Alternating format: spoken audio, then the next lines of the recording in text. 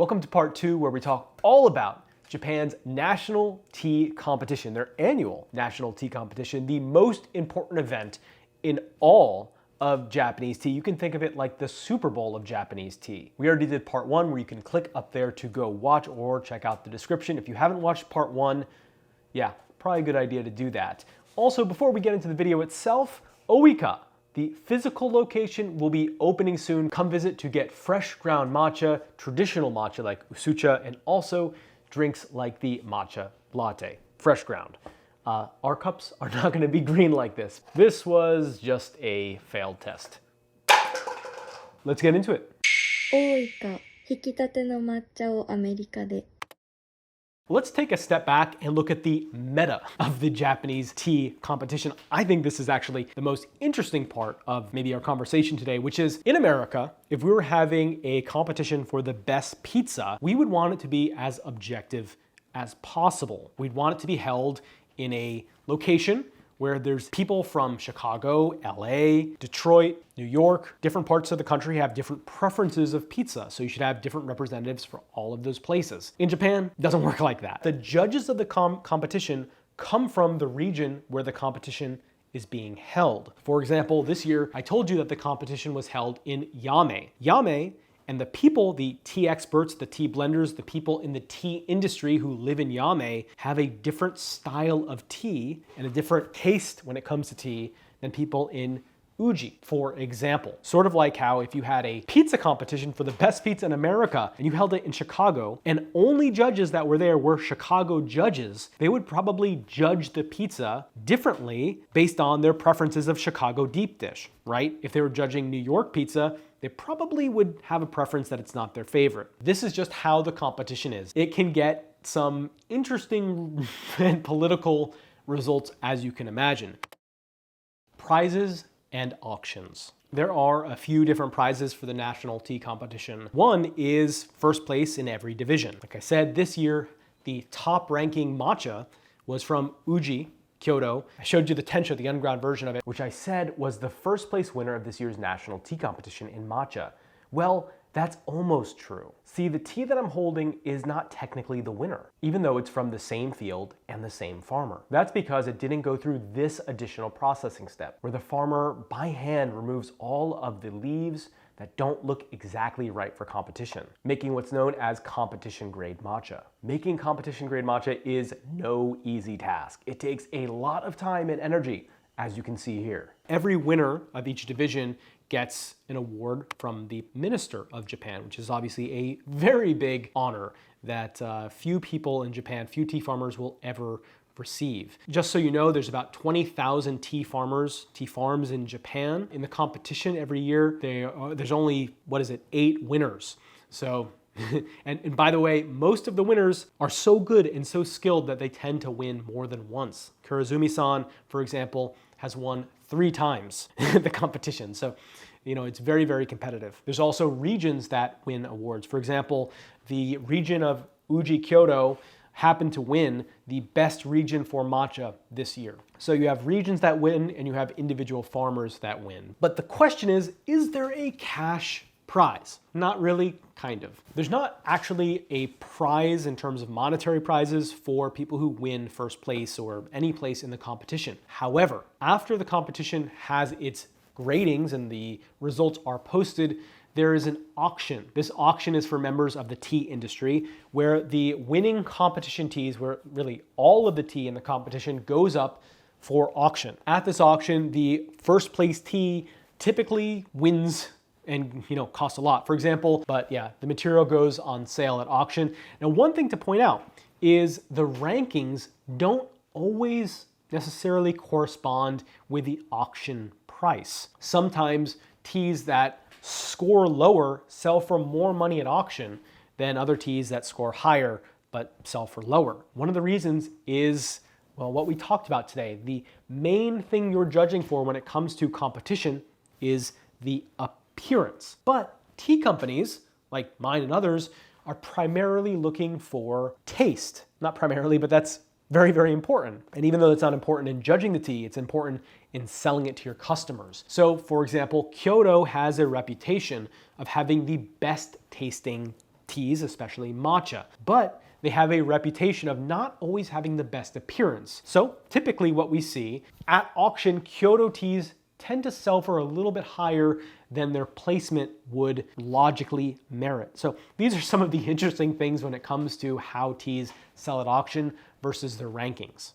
大イカだよ。網目がついてしまったやつ。この品評会では限定。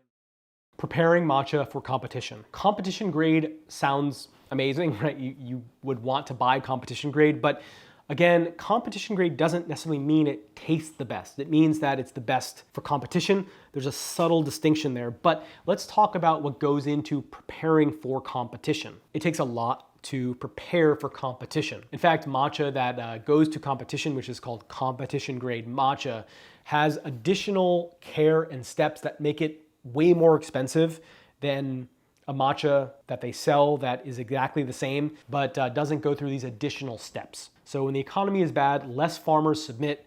When economies are doing well and they think they can sell their final tea at auction for a profit, more people apply and the competition gets more difficult because there's more competition. Now, in preparing for the competition, farmers, again, go through special steps. One, oftentimes they have special parts of their tea field which are just for competition. They're competition tea plants. These plants get special care, usually special fertilizers. They just get a lot more, obviously, attention. Now, when it comes to harvesting, farmers will pick less leaves. So maybe 3 leaves instead of 5 leaves off of the stalk on the bush.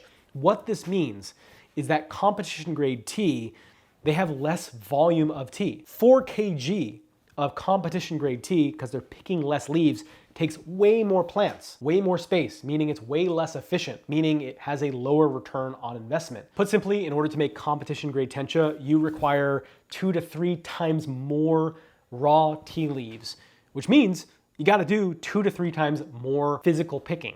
And one of the biggest challenges in Japan in general when it comes to tea is hand picking tea, because frankly, there's just fewer and fewer people employment that are available that have the skills and are willing to pick tea. And they're only employed for like a week a year. So you can imagine how difficult it is for farmers to arrange it, and the farmers are competing against all the other farmers. These competition grade teas is a tremendous challenge and really expensive. Every farmer is going to have different techniques and tools to prep their matcha for competition, but I'm going to give you the perspective of Shimizu-san, who's a 9th generation tea farmer in Uji, like actual Uji. So when he preps his tea, there's a lot that needs to be done before you submit the 4 kgs to competition.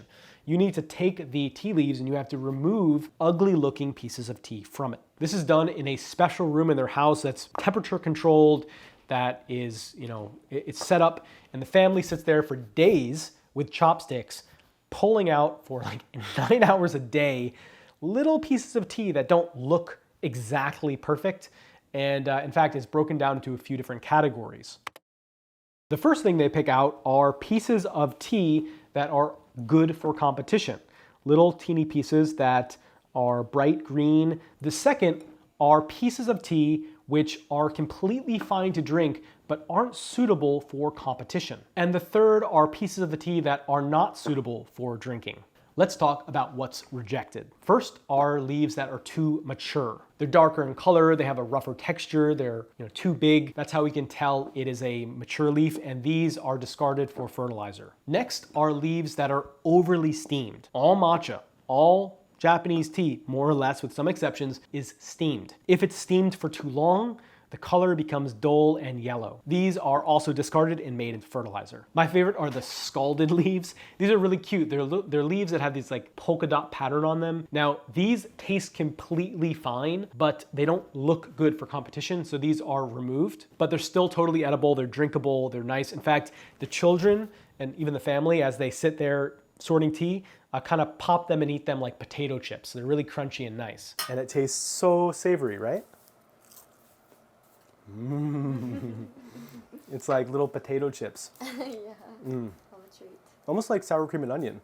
They're savory and you get like that herbaceous ness to it because of the Ooika. That pattern comes from leaves that are a little bit too thin at the bottom of the conveyor belt. The heat comes through and basically scalds that pattern onto them. And they get everything perfectly sorted.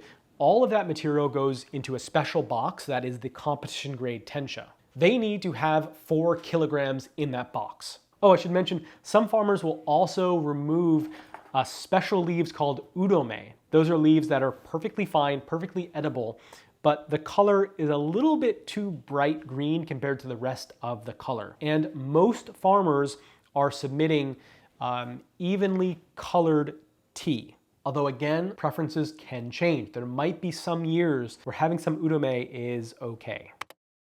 Submitting to the competition. All right, last part of our video, which is submitting to the competition. Different regions have different rules and regulations to submitting to the national tea competition. I'm only going to talk about the perspective of Uji Kyoto because 1, it's a special case, but 2, it's also the most famous region for tea in Japan, at least for matcha. We talked about the national tea competition, but in order to submit to it, farmers in Kyoto need to go through first the Kyoto competition. Regions, most other regions, can submit directly to the national tea competition, but Kyoto, they cannot. Farmers are not allowed to submit to the national tea competition without first going through the Kyoto competition. Now, the Kyoto competition is really interesting. If you think about it, Kyoto has the longest history. It's the most prestigious region for tea. First in the Kyoto competition, in some ways, is more of an honor than winning the national tea competition. Here's why. Let's say that we go back to the pizza analogy. If there's a national pizza competition and it's happening in Chicago, by Chicago judges, a New York pizza goes there and doesn't win first place, most people are going to think,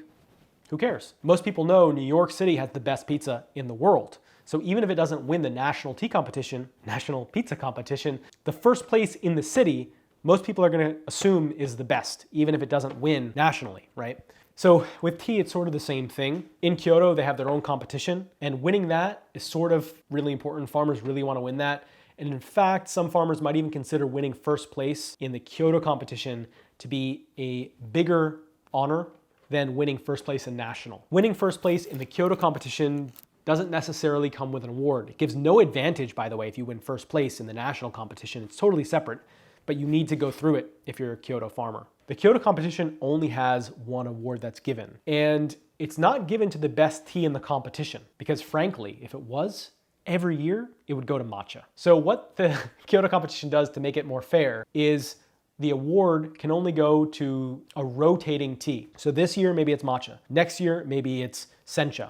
So that changes every year and the award can only go to the best within one category, and that category always changes. The Kyoto competition is made up of industry insiders that are all from Kyoto, and they judge the tea that comes in. They cannot judge their own tea. So in some cases, farmers such as Murukyu Koyama, and it's an amazing company for matcha, on the years that they are judges, they're not able to submit their own material to competition. So there you go.